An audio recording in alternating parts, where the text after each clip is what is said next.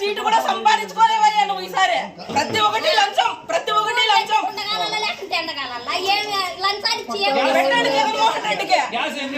చూడయ్యా జగన్మోహన్ రెడ్డి, మా ఆవేదన చూడు, మా కళ్ళ చూడు, కళ్ళు తెరిచి ఒకసారి. ఏం న్యాయం చేస్తుంది వైఎస్ఆర్ పార్టీ?